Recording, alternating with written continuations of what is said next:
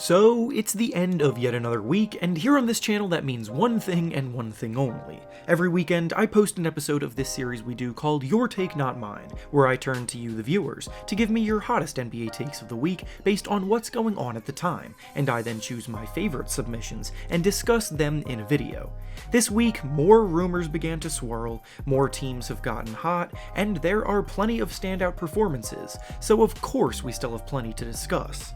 In order to submit your takes, I make a community post on either the day of or the day before the video, similar to the one that you see on your screen now, so if you want a chance to be featured in a future episode, be sure to stay on the lookout for that. Before we start though, it turns out about 49% of you watching right now aren't even subscribed to the channel, so please, if you enjoy the content, consider hitting the subscribe button, as not only does it help out a ton, but I would also very much appreciate it. Now with that being said, let's begin. The first take we'll be discussing today comes to us from Michael, and he says that the Atlanta Hawks are not a playoff team this year. The Hawks went on a surprise run all the way to the conference finals last season, behind stellar play from their guard Trae Young, while the guys around him all also played their roles perfectly. After a run like that, most expected them to carry that momentum over to this season and continue to be contenders in the Eastern Conference, but right now, they sit in 13th place in the East, with a record of 4 wins and 9 losses. It wouldn't have been an unreasonable take prior to the season starting to say that the Hawks overperformed in last year's playoffs, but I don't think anyone would have foreseen this poor of a start for them this year. So what's going wrong? Well, a lot of things, but it starts with their defense. The Hawks have the 28th ranked defense right now, 3rd worst in the NBA, and the only way you can overcome that is with an elite offense, which they haven't exactly been either, ranking 14th in the league on that end, which is much closer to being average than it is great. Trae Young has been verbal about how much he dislikes the rule change regarding how fouls are called this year, and he does seem to be struggling a bit to adjust. Kevin Huerter got off to a very slow start to the season offensively, and overall, they have way too many defensive liabilities in their rotation. Guys like Trae, Bogdanovic, Huerter, Gallinari, and Reddish are all pretty subpar defenders, and the offensive production isn't there yet to balance it out. Now, the Hawks did get off to a slow start last season too before turning it around in the second half of the year, so it's still far too early to write them off. But at the same time, I think they are coming a bit down to earth more now. Though they'll still at minimum make the play-in game for sure, so that's where I disagree with the original take, because I do still see them as a playoff team. The next take we'll be discussing comes to us from Toma, and he says that Russell Westbrook is not the biggest problem with the Lakers right now. It's actually the fact that the shooters that the team brought in aren't even shooting it well. So, with takes like this, it's tough to just say without a doubt that it's either the truth or that it's wrong, because there's so much more nuance to this conversation. No, the Lakers are not playing mediocre basketball right now solely because of Russell Westbrook, and yes, some of the role players that they brought in to space the floor have not exactly been shooting very well, but simultaneously, Russ is definitely not without blame, and certain shooters for the Lakers are actually playing lights-out basketball right now. Carmelo Anthony, for example, is playing out of his mind to start the season, and might be the favorite for the 6th man of the year so far. He's averaging about 16 points per game, while shooting about 47% from 3, which is blazing hot, and his lights-out shooting has actually won them a handful of games already. Kent Bazemore hasn't been great, Avery Bradley has been decent at best, and Austin Reeves is doing well considering he's an undrafted rookie, but the Lakers' offense as a whole ranks 24th in the league, near the bottom.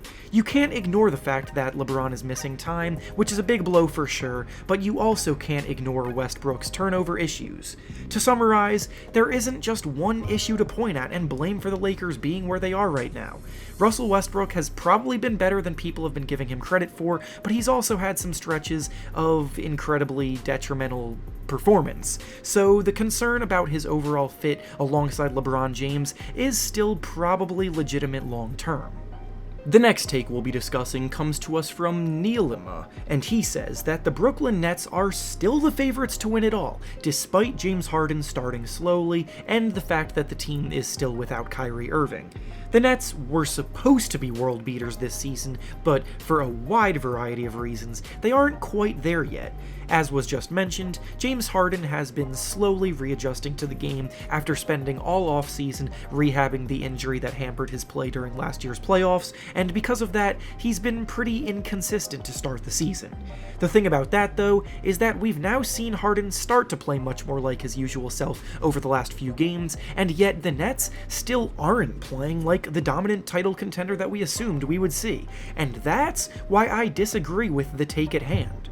See, the Nets made a lot of noise this offseason signing big names to serve as role players alongside their superstars, but in many of these instances, the names of the players are bigger than the actual players themselves on the court. Blake Griffin, at this point in his career, is a shell of his former self, and he's essentially been relegated to being a spot-up shooter who isn't even making his threes this season at just 19% from deep. The same can be said about Paul Millsap, who seems to be a complete non-factor at this point in his career. Patty Mills is hitting threes at a reliable rate this season, but his overall offensive production has disappointed me so far, averaging just 9 points per game and shooting below 40% from the field after I picked him as a 6th Man of the Year candidate in the preseason. Basically, I'm not sold at all on the Nets role players around Harden and Durant, and the longer this goes on, the more they're going to start wishing that Kyrie Irving would return to the team. And finally, the last take we'll be discussing today comes to us from John, and he says that Evan Mobley can not only win Rookie of the Year this season, but he could also be named First Team All-Defense and possibly snag a few Defensive Player of the Year votes too. Evan Mobley right now is doing the impossible, as he is greatly contributing to the Cavaliers currently ranking in the top 5 of team defenses, which, if you saw the way that the Cavaliers were playing defense over the last few seasons, is quite the accomplishment. It's taken Mobley 0 time to adjust to the NBA, as his transition to this level of play has been seamless, and he looks every bit like a future star in the making. Offensively, his touch around the basket, impressive face-up game, bouncy athleticism, and overall mobility make him the most ideal modern center that you could have, and defensively, he has all of the tools of a future Defensive Player of the Year winner, as he both protects the rim at a high level right now, but he also locks down smaller players on the perimeter when he switched out to them, making him so versatile.